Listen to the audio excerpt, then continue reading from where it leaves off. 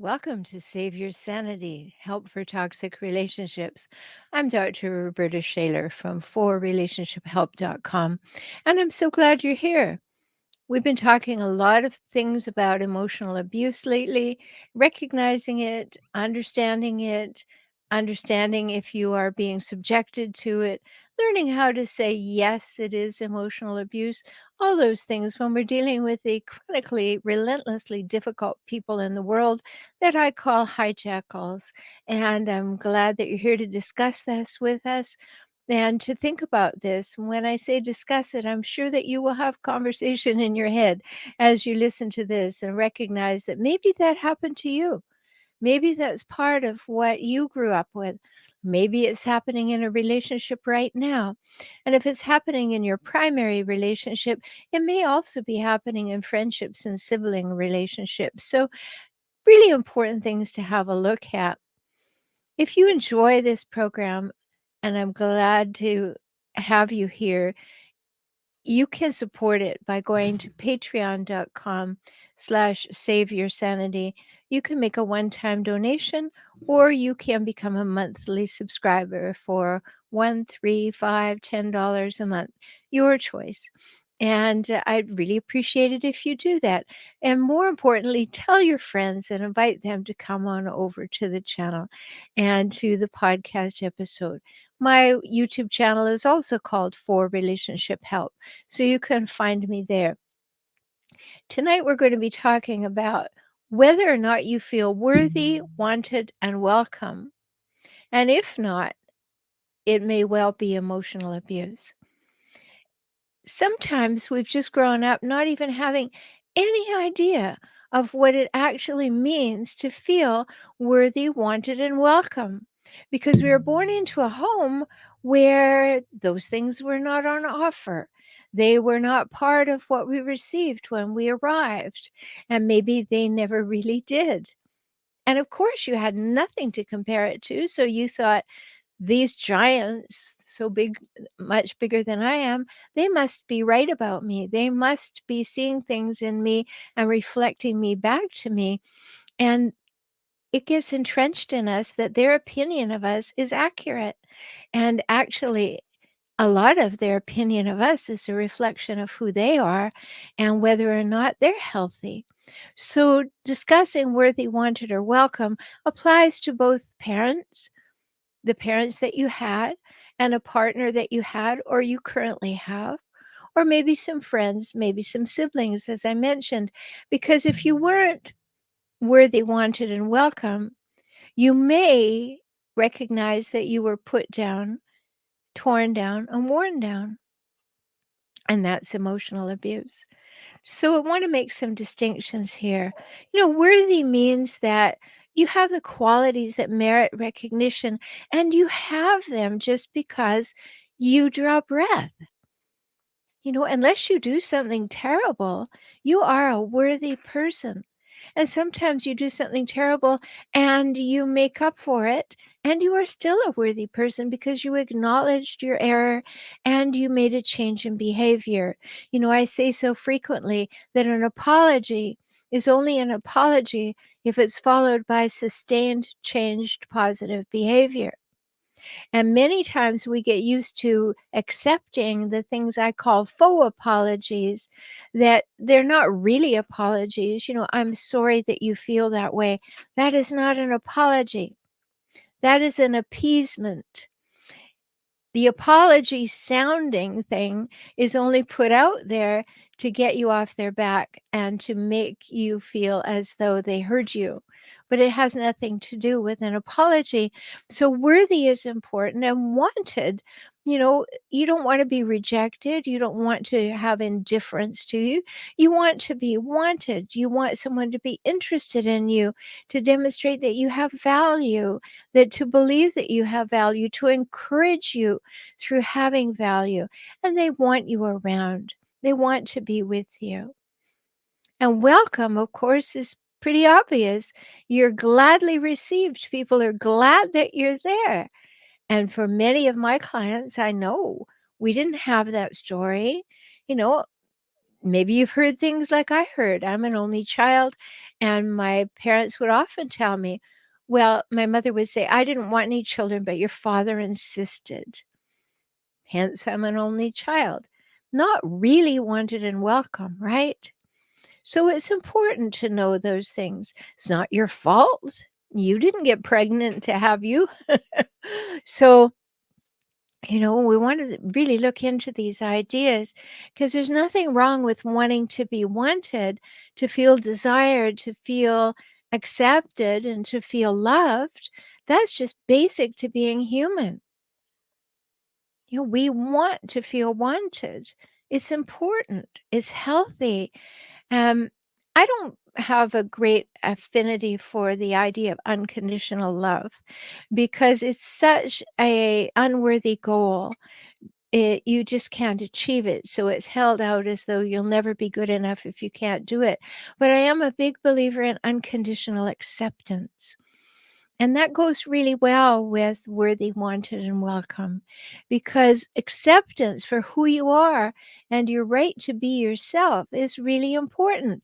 Acceptance is the ability to see that others have a right to be their own unique person, with a right to their own feelings, thoughts, and opinions.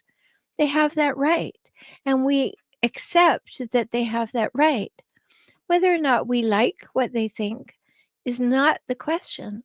The question is, can we accept that they have that right and honor and respect that right? And is very different from condoning a behavior. I can accept that you have the right to do whatever you want to do, but if you're engaging in behaviors that are not all right with me, then I may want to distance myself from you.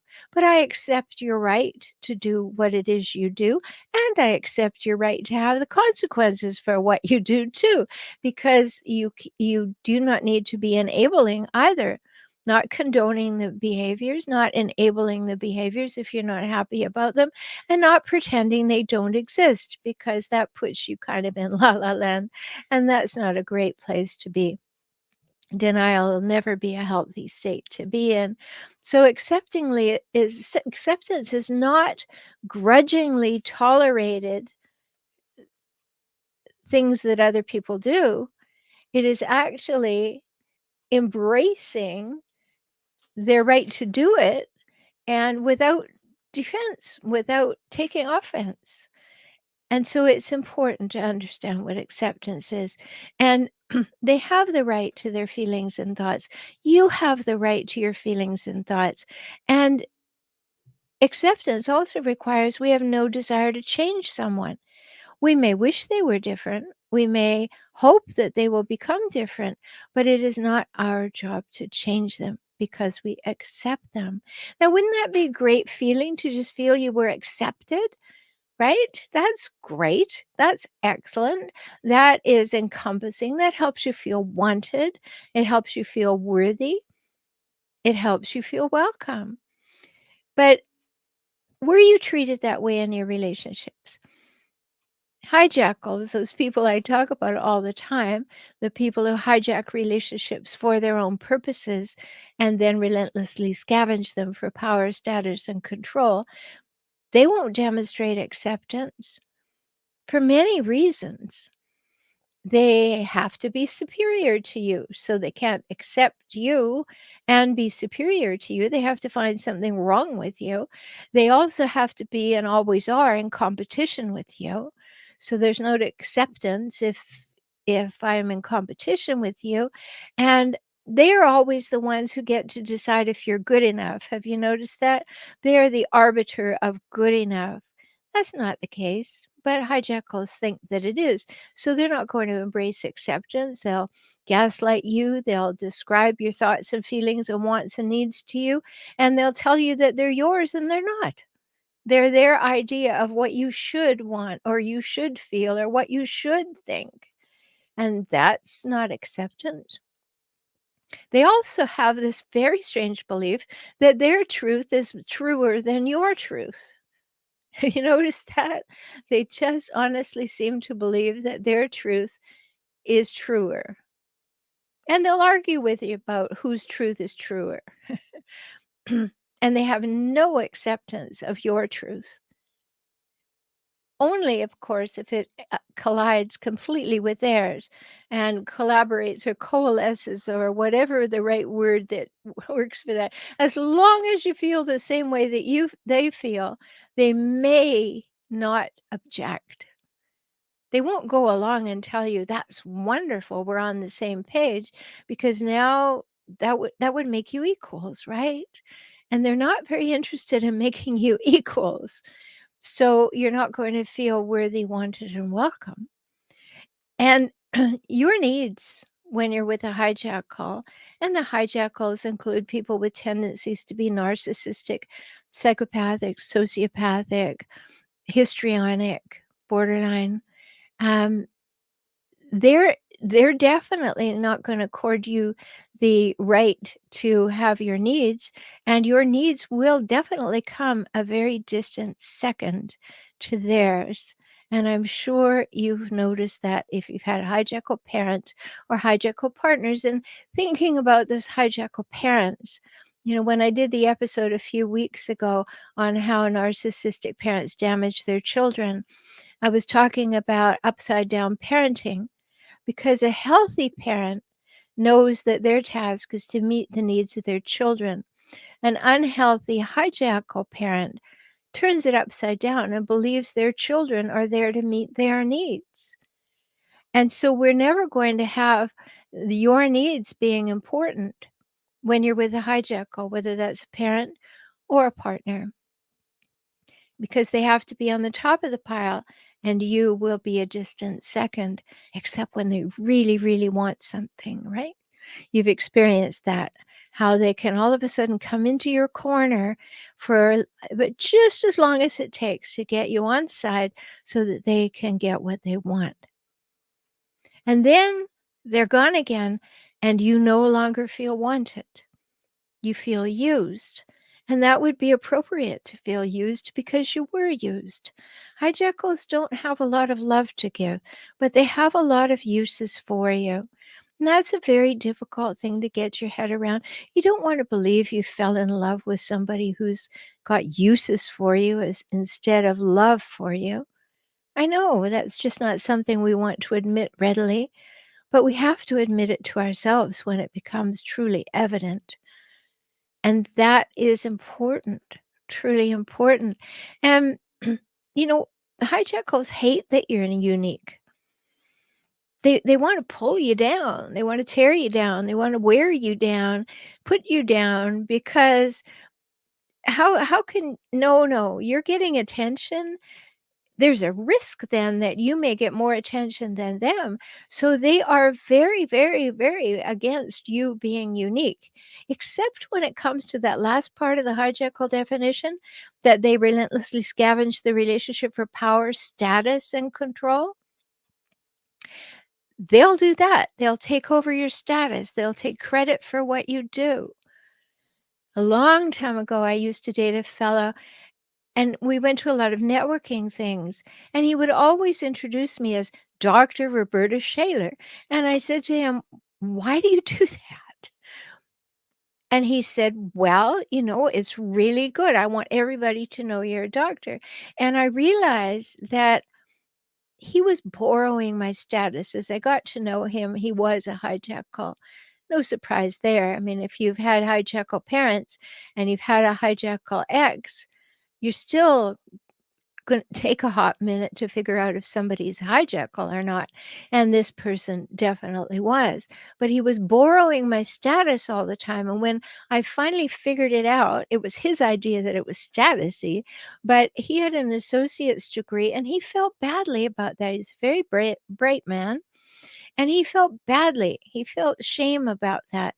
So he wanted to kind of borrow my credibility. And that happens. That happens.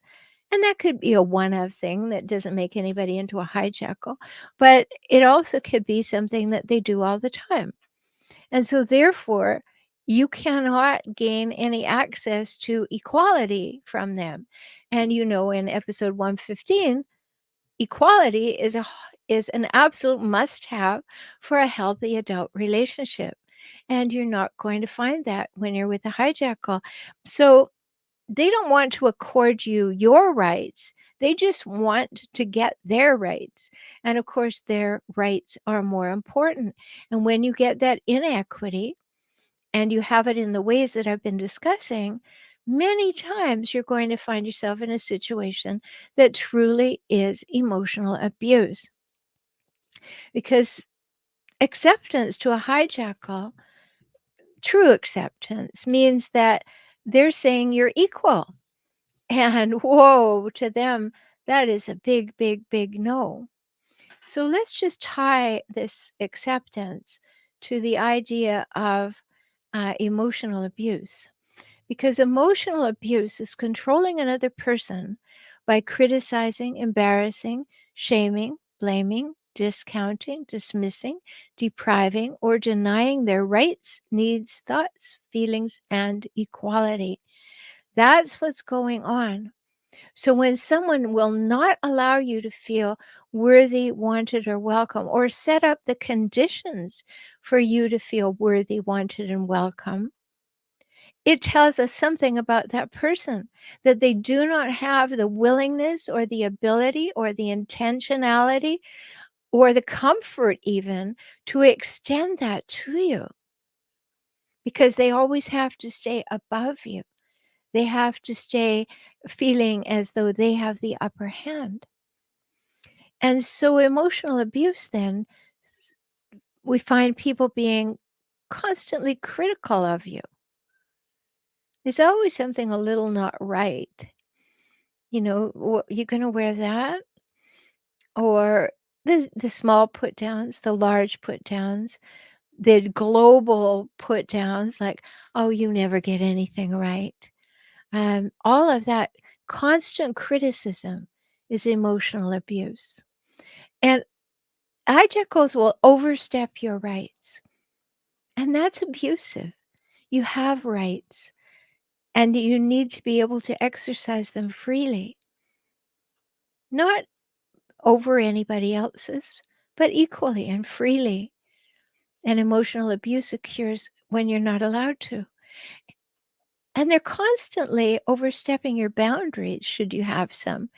Now, for many people, they recognize that they haven't clearly set boundaries, and their boundaries have no consequences. But if you do anything that even sounds remotely like setting a boundary with a hijackal, they go into destroy mode, don't they? Because they're going to overstep those boundaries to show that they have power over you. And therefore, how are you supposed to feel worthy? You can't. They're telling you all the time you're not worth having your rights.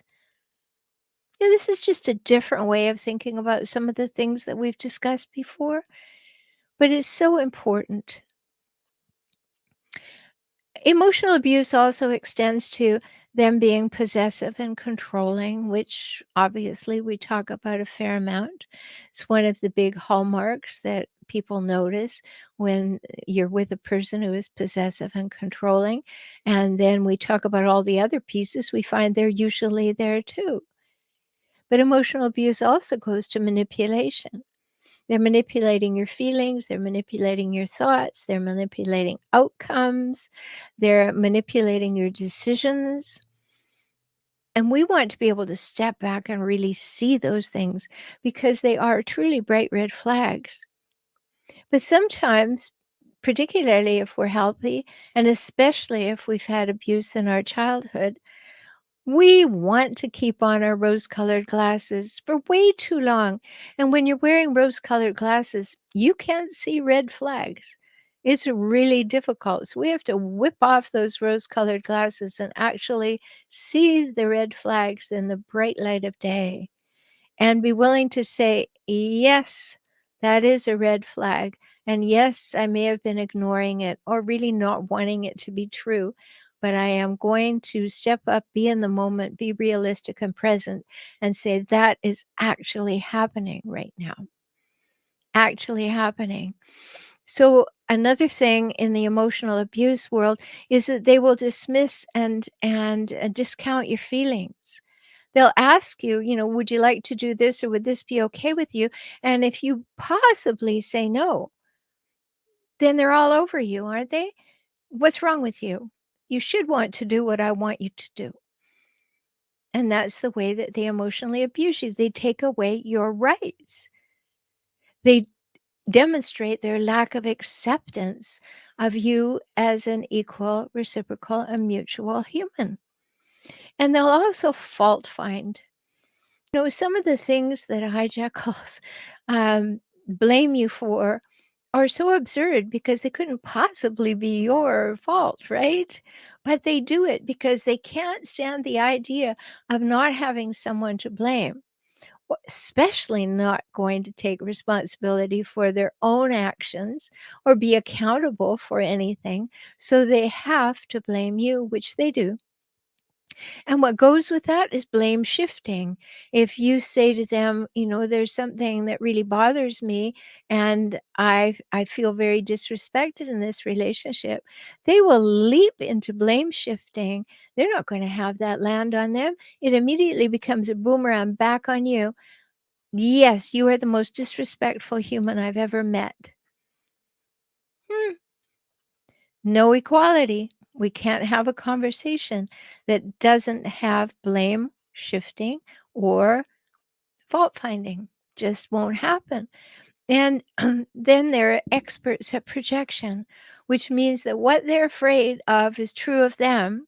They project on you like a movie projector and say it's true of you. That's why you'll often see memes that say things like, always remember that an accusation from a hijackal is really a confession because of that process of projection. So again, what they're afraid is true of them. They don't want to be seen as, so they say it's you who has that fault or has that view or has that failing. All of this is emotional abuse. So none of these things would happen. They wouldn't be critical. They wouldn't be overstepping your rights or your boundaries. They wouldn't be discounting you and dismissing your feelings and fault finding and blame shifting and projecting if they were capable of accepting and acceptance. And therefore, they would be able to allow you to feel worthy, wanted, and welcome. But they can't. In order to have a gift, if I wanted to give you this pen, I would have to have this pen in order to give it to you. Contrary to the way that they behave, hijackals don't feel worthy, wanted, or welcome either. But they would never admit that readily. So therefore, you can't feel worthy, wanted, and welcome. That just can't be because they're not getting it, you can't have it. So if someone does not treat you as worthy, wanted, and welcoming, it's a big red flag. It says this person, this relationship is going to have some things that need to be worked out. And they may need to be worked out within yourself. Like, what's really going on? How do I feel? Does that seem appropriate? Does it happen frequently? What happens when I mention it? And you calibrate that yourself. Or you may have to have a look to see, oh, how do they treat other people? Do they treat you particularly badly, yet they put on this big show to other people? Well, that's a big red flag. And if you still want them after you've recognized all that I've said today, that's not unusual. It means you're trauma bonded. It means that you have an unhealthy bond with a person who abuses you. It's not uncommon. Don't beat yourself up over it. It's just something that you have to recognize and then realize the impact of it, then recover from it. You'll probably need some help. And then, maybe your healing will take place. But it's very important that you recognize that trauma bonding is something that happens in order for the hijackal to get what they want. They uh, they abuse you And then they're the ones who console you. They abuse you, and then they throw you a few breadcrumbs, and you come back quickly. And that's why breaking that cycle is difficult. It is difficult. Many times you'll think of leaving before you actually leave, and many times people leave and return and leave again before they finally make their exit because of the trauma bonding. Trauma bonding can lead you to even have sympathy for the abuser, and then you will turn into their enabler. And I've done lots of podcast episodes to help you truly understand what enabling is and why you want to stop doing it. All very important things, but you deserve to feel worthy, wanted, and welcome. You really do. Everybody does. And a hijackal is dead set on taking that away from you. Sure, they're great in the beginning in the love bombing, really good at it. Definitely you feel worthy, wanted, and welcomed. They just can't get enough of you. They can't do enough for you. They can't show off enough, take you to the best places you've ever wanted to go, or do things for you that you've just hinted at. But they can't keep it up because it's a charade. It's a facade. That's not who they are. So we also have a tendency as we become trauma bonded to go back and say, oh, but they were so wonderful in the beginning. And if only I make myself into a pretzel or a doormat, they'll be wonderful again. No, that's not going to happen. They were all kinds of wonderful in order to get you. Once they've got you, they're not going to go back to that except for a hot minute when they want something or they're afraid you're leaving. So I hope this new spin on this is something that tweaks your interest, maybe has you look at emotional abuse in a different way. As I said at the beginning, we don't like to say I'm with an emotional abuser or I am being emotionally abused or physically or sexually or financially or spiritually abused either. Nobody likes to think of themselves as being abused. However, we can't change it until we name it. So I hope I've given you some insights to recognize other forms of emotional abuse and how you might be thinking of that. And until we talk again, take very good care of yourself because you're precious and you matter. Talk soon.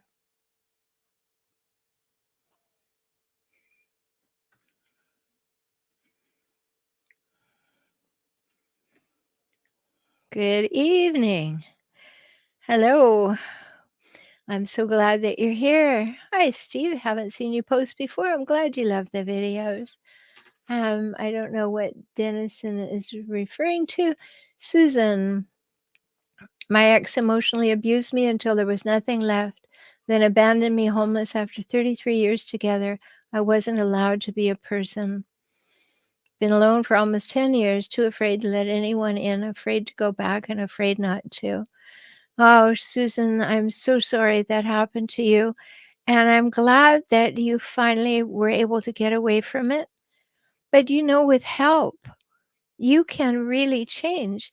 Now, I didn't show any of those banners on the on the broadcast, which I usually do, but if you want my help to feel less afraid, I have a new client offer there, a full hour with me for only $97 at beaclient.com, and let's get some new thinking going on for you. It's so worthwhile to invest in ourselves.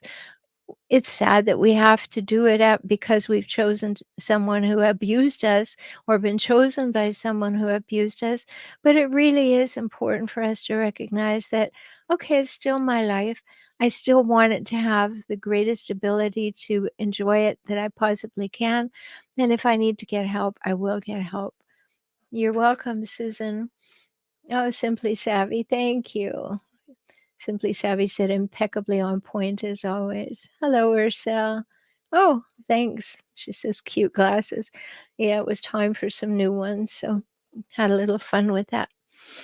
So, the way that this works after the podcast is you're able to ask your questions or share insights that you have.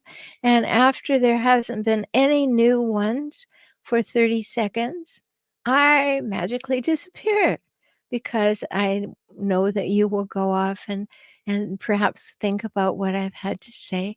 And this is your opportunity to ask questions, to say a little about what's happened to you if you're comfortable doing that. One of the things that I invite people to do, of course, is I don't put them on the screen. So that helps you with your anonymity if you don't want that happening. And I use first names or made up names that people have on YouTube because I do want to keep people safe. It's very important. When people join my membership program, which again, I didn't talk about tonight, but if you're interested in my emerging empowered community, you find it at joinintoday.com. We're a monthly subscription there. You get into all my completely off social media feeds and be able to discuss things very privately with people who know exactly what you're going through because they are going through it or have gone through it. And so that's there for you. That's an important consideration, to be with people who know exactly what you're going through. Steve says, been with my wife 18 years, two married with two daughters, 13 and 11. My body started shutting down, and I was in some very traumatic things happening in the last month between the three of us. Really bad in front of the girls. I finally looked up blame shifting, and from there it all began. 3-year videos. Well, I'm glad that you found them, Steve, because we can't name these things sometimes until we get some insight and help. And blame shifting is awful. And blame shifting often leads to another episode that I did on reactive abuse. And that's something we all need to take responsibility for because hijackals like to poke. They like to prod and look for all your tender places and see if they can make you really angry or really hurt. And then when you get really angry or really hurt, then maybe you overreact and then they say you're abusive. So it's a horrible circular thing, and it rather goes with that idea of blame shifting. It's sort of an elevated state of that. So that's an important one to have a look at too, Steve. Um, okay. Ursel says, my mom is forgetting a lot now. She's 70, narcissistic personality disorder. How does age change the disorder?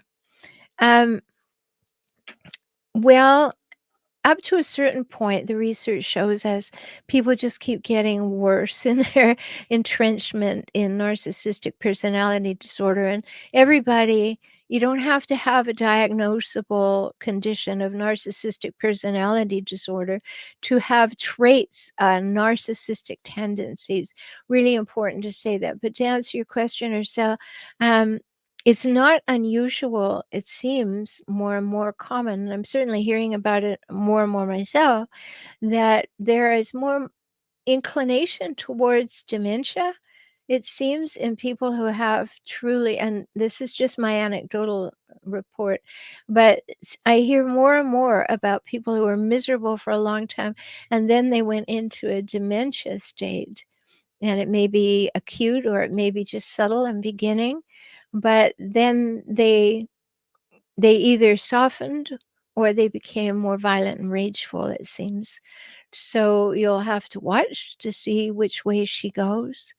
And it's a difficult time because once they start forgetting things, maybe they're diagnosed with some kind of dementia, um, you can't go back and retrieve anything. And I know most people are hopeful that at some time the parents will recognize what they did or a partner will recognize what they did, and then you will have that moment.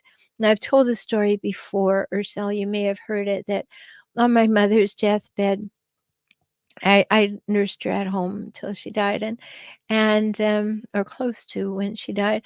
And I put my hand on hers. She was lying in bed, and I put my hand on hers because heaven knows she wouldn't touch me. And I said to her, "You know, Mom, you've never told me that you loved me." And she looked down her nose and said, "Huh, I know." You know, it's not unusual not to have a moment of reconciliation with these people. And then if they begin to become forgetful or have some early dementia or some developing dementia, that what we hoped for, that there would be this one moment when they would finally love us, is not usually available to us. It's not available most times when they don't have dementia, but it is definitely something that you just have to give up hoping for in most cases. I hope that's not true for you, but that's very common. Steve said, "I had no idea how I was getting manipulated so badly. My head was spinning. My wife turned them on me. Gaslights all the time, so much, nonstop. Really difficult, but look at your learning. You are really beginning to see from a distance, and that's great. When you're up close and personal, just trying to deal with the day to day, sometimes you don't get pushed to do some research and some learning. But I'm glad that you have, Steve, because now you need to step back and observe the behaviors. You can't change them much, but you can observe them and say, that's not okay with me. You know, it's something, Steve, as you haven't posted before. I don't know if you've been here, but I often say you don't have to make another person wrong to know they're not right for you. And if we don't put a whole lot of energy into, oh my goodness, they're a hijackal, they're this, they're that, they're the other thing, people have a tendency to need to be convinced, so they learn a whole lot, and then they keep learning and reading and going, and then they're finally convinced, and then they want to make the other person wrong for all of that. And true enough, it is true that they went through all of that, but it's very energetic, and we want to be able to handle it. So you don't have to make another person wrong in order to know they're not right for you, and then do what's right for you and your children. Okay, let's see who else has posted. Oh, Ursel says she seems to be drifting away from me every year, lots of dissociation. Okay, well, maybe that'll be peaceful, and hopefully so for both of you, because the demands may retreat, and that would be okay.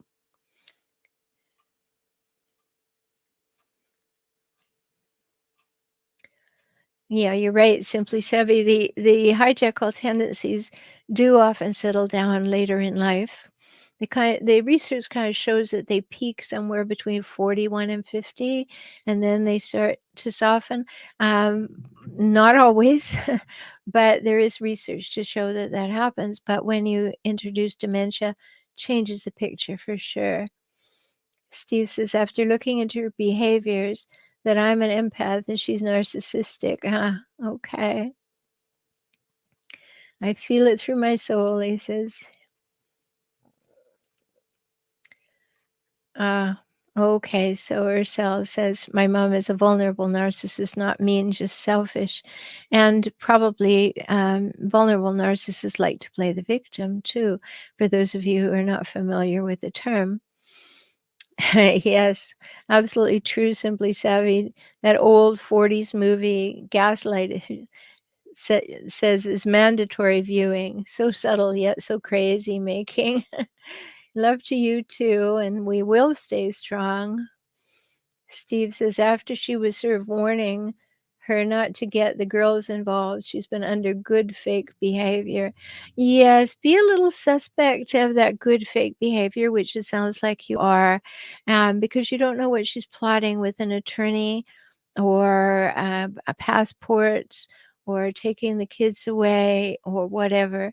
So this good fake behavior can be a front. So watch for that, because that's never helpful. You are. Okay, good. It's really important. I don't know what your comment means, Honar. Um, it's important for us to really recognize and own what situation we're in, so that we can make good decisions about what situation we'd rather be in. And this is so very important. And that's why I do the show, to help people just as Steve said, fell across the show, started to look for something, and realized, now I know what really is going on. And there's this, and there's that, and there's the other thing. Important. I know I use that word important a lot, but it really is freeing when you realize it's not you. You're being blamed for everything, and it's not you. You may be participating in it, but it's not your fault. It's a couple thing, and yet you are being tarred with that brush as though you were doing something. So it is important to recognize. So I'm so glad that you were here with me this evening, and I hope that you will come again and that you will join me on a regular basis. If you're on YouTube, you can subscribe and hit the notification button. You'll know in the mid-afternoon each Monday what the topic is. If you're on Facebook, like the page, then you will get a notification when I post the topic as well. And as I said, there's many things for you. You can work with me directly at beaclient.com, or you can come and enjoy our emerging empowered community. Steve says, I hope my soon-to-be ex doesn't see this. Well, even if she did, she wouldn't know that you said anything because there are many, many Steves in the world. But if she recognizes your name and her behavior, maybe a wake-up call. Probably not, but maybe. So until we meet again, take very good care of yourself. You are precious. You matter. Indulge in great self-care. It's not selfish. It is self-care. So I hope that you will take very good care of yourself. You're precious and you matter. And I'll talk with you soon.